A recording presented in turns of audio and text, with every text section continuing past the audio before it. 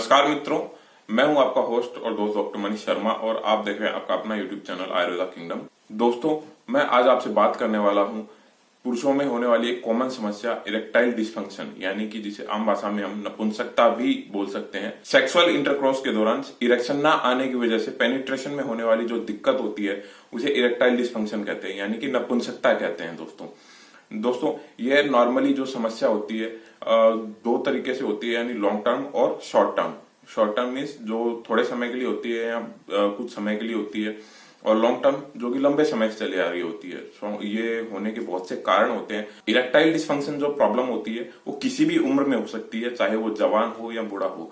जी हाँ दोस्तों, आजकल ये जो समस्या है हर उम्र के रोगी में देखी जाती है। मेरे पास ऐसे कॉल आते हैं कि 25-25 साल के जो यंग लड़के होते हैं उनके कॉल आते हैं, बोलते हैं कि सर हमें इरेक्टाइल डिस्फंक्शन है, वो चाहे किसी भी कमी की वजह से हो। तो ये मैं उन सब के लिए कहना चाहता हूँ कि जो अपनी जो दिनचर्या है उसको हेल्दी बनाएं। और बाकी मैं जिस पूरा आगे वीडियो में आपको पूरा डिटेल से समझाने वाला हूँ कैसे क्या करना है क्या नहीं करना है, तो वीडियो को डिटेल से देखें, पसंद कर आए तो उसको लाइक करें, और बाकी कोई समस्या हो तो आप मेरे से कंसल्ट कर सकते हैं, नंबर आपको प्रोवाइड करवा दूंगा। दोस्तों अब सबसे पहले हमें जानना जरूरी ये है कि इरेक्टाइल डिस्फंक्शन है क्या। जी हाँ दोस्तों, कई बार क्या होता है ना कि हमारे अंदर उत्तेजना तो होती है। सेक्स करते समय कुछ लोग होते हैं जिनमें उत्तेजना होती है, सेक्स करने की इच्छा होती है, परंतु पेनिट्रेशन नहीं हो पाता है, लिंग में कड़कपन नहीं आ पाता है। तो उस समस्या को हम इरेक्टाइल डिस्फंक्शन कहते हैं। क्या होता है ना कि हमारा जो दिमाग है जब उत्तेजना महसूस करता है या फिर जब हम सेक्स करते हैं तो हमारे दिमाग तक एक संदेश जाता है। वो संदेश हमारे जो ब्लड को वो हमारे जो प्राइवेट पार्ट की तरफ जाने के लिए उत्तेजित करता है या हमारे प्राइवेट पार्ट की तरफ भेजता है। तो उस वजह से जो इरेक्शन आता है पेनिस के अंदर, पर इरेक्टाइल डिस्फंक्शन के अंदर वो नहीं हो पाता दोस्तों। उसकी वजह से पेनिट्रेशन होने में दिक्कत आती है, यानी कि इरेक्शन या कड़कपन होने में दिक्कत आती है। यही समस्या इरेक्टाइल डिस्फंक्शन कहलाती है या नपुंसकता कहलाती है। दोस्तों इरेक्टाइल डिस्फंक्शन के कुछ रोगी ऐसे भी होते हैं जो कि उनको इरेक्शन तो होता है, उनको फील होता है, इरेक्शन होता है, पर वो कुछ समय के लिए होता है, यानी एक तरह से आभासी इरेक्शन बोल सकते हैं उसको दोस्तों। मतलब वो कुछ समय के लिए इरेक्शन होता है, जैसे इरेक्शन हुआ कुछ समय के बाद अपने आप वो शिथिल हो जाता है या ढीला पड़ जाता है, अगर अपन नॉर्मल भाषा में कहें तो। अब बात ये आती है कि ये होती किस वजह से है। तो दोस्तों आजकल का जो खान पान हो गया है, लोगों की दिनचर्या ऐसी हो गई है और बहुत सी समस्याएं होती हैं, कुछ गलतियां भी लोग करते हैं। अब खान पान देखा जाए तो तीखा मिर्च मसाला, खटाई है, फास्ट फूड का बहुत ज्यादा लोग सेवन करने लग गए हैं, ड्रिंकिंग हैबिट है, स्मोकिंग हैबिट से होती है लोगों की, और उसके अलावा जो गुटखा बीड़ी वगैरह का यूज करते हैं। और दिनचर्या हो गई है कि एक्सरसाइज ना करना, सारे दिन पड़े रहना, ठीक है, और व्यायाम ना करना, और उसके अलावा बहुत ज्यादा स्ट्रेस लेना। ये भी बहुत से इसके कारण होते हैं। बाकी गलतियां जैसे कि बचपन की गलतियां वगैरह होती हैं, तो वो अब कुछ कॉमन इसके फैक्टर हैं। और वो कुछ बीमारियां हैं जिसकी वजह से इरेक्टाइल डिस्फंक्शन होता है, जैसे कि शुगर वगैरह है, कोलेस्ट्रॉल है, हार्ट प्रॉब्लम्स है। तो इन सब कुछ बीमारियों की वजह से इरेक्टाइल डिस्फंक्शन हो जाता है। दोस्तों इरेक्टाइल डिस्फंक्शन में सिर्फ यही कारण नहीं होते, उसका और कारण होते हैं, हार्मोनल कारण भी होते हैं, जैसे कि टेस्टोस्टेरोन का लेवल कम होना या फिर ऑक्सीटोसिन का लेवल कम होना, ह्यूमन कोर्टिसोइड हार्मोन्स का कम होना। तो ये कुछ और भी जो फिजिकल कारण होते हैं जिनकी वजह से इरेक्टाइल डिस्फंक्शन हो जाता है। अब बात ये आती है यहाँ पे कि इससे बचा जाए तो कैसे बचा जाए। दोस्तों बहुत ही आसान है ये जो समस्या है, इससे बचने का बहुत ही आसान तरीका है। अब जैसे मैंने पहले बताया आपको, दो तरीके का होता है, शॉर्ट टर्म और लॉन्ग टर्म। शॉर्ट टर्म जो इरेक्टाइल डिस्फंक्शन होता है उसके लिए आपको घबराने की जरूरत नहीं है, बहुत ही आसान सी बीमारी है। वैसे देखा जाए तो बहुत ही सामान्य बीमारी है इरेक्टाइल डिस्फंक्शन। अब जब शॉर्ट टर्म इरेक्टाइल डिस्फंक्शन होता है जो कि बहुत कम समय के लिए होता है, कुछ लोगों को हुआ कि भैया डिप्रेशन वगैरह के शिकार हो गए, कोई भी अचानक से कोई घटना हो गई तो उसकी वजह से, या फिर शर्मिंदगी की वजह से कुछ लोग इरेक्टाइल डिस्फंक्शन के शिकार हो जाते हैं। तो उन लोगों को मैं कहना चाहूंगा दोस्तों, ऐसा आप बेफिक्र रहिए, ये कोई बीमारी नहीं है, आराम से आप ठीक हो सकते हैं। पर जो लॉन्ग टर्म जो होते हैं इरेक्टाइल डिस्फंक्शन के शिकार, वो शारीरिक वजह से होते हैं। शॉर्ट टर्म वाले सिर्फ मानसिक वजह से होते हैं, और जो लॉन्ग टर्म होते हैं वो शारीरिक वजह से होते हैं।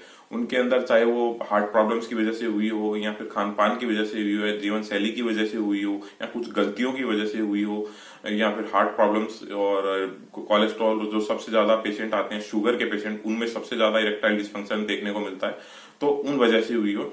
उन लोगों को मैं आज कुछ तरीके बताने वाला हूँ, कुछ नुस्खे बताने वाला हूँ, कुछ दवाइयां बताने वाला हूँ, जिसकी वजह से वो इरेक्टाइल डिस्फंक्शन पे काबू पा सकते हैं या उसको बिल्कुल ठीक कर सकते हैं और अपनी स्वस्थ सेक्स लाइफ जी सकते हैं दोस्तों। अब जब बात आती है इलाज की दोस्तों, तो उसके लिए सबसे पहला जो मैं आपको तरीका बताने वाला हूँ वो आपका है आहार चेंज करना। अगर आप अपने आहार में चेंज करते हो, जैसा कि आप फल फ्रूट्स का ज्यादा सेवन करें, और फ्रूट्स के अंदर भी सबसे ज्यादा जो मैं सेक्सुअली स्टेमिना बढ़ाने वाले फ्रूट्स हैं उनके बारे में आपको थोड़ा सा डिस्कस करना चाहूंगा दोस्तों।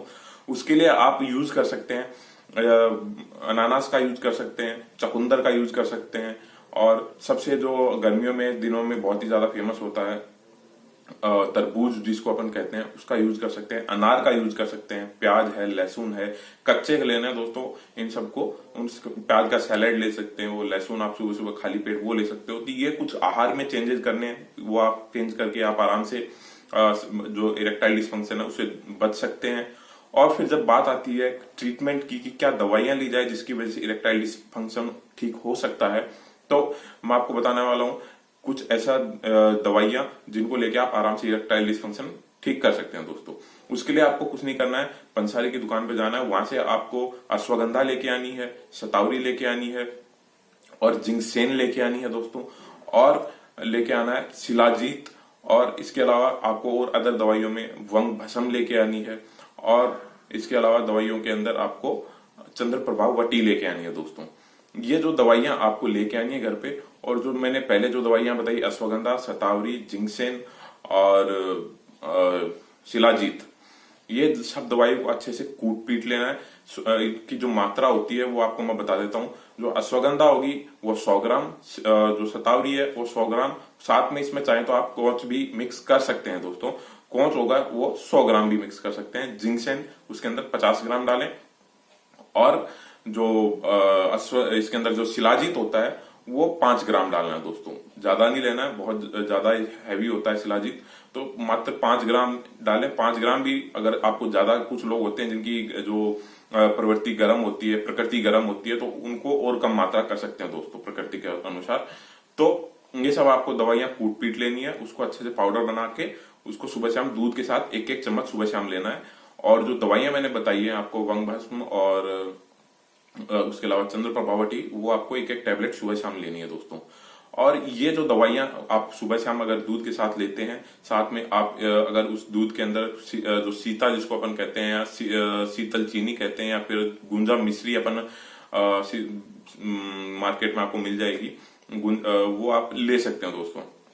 वो उसके अंदर मिक्स कर कीजिए ताकि गर्मी के अंदर आपको इसके साइड इफेक्ट्स ना हो दोस्तों। तो आप वो उसके अंदर मिक्स करके वो दवाइयां ले सकते हैं।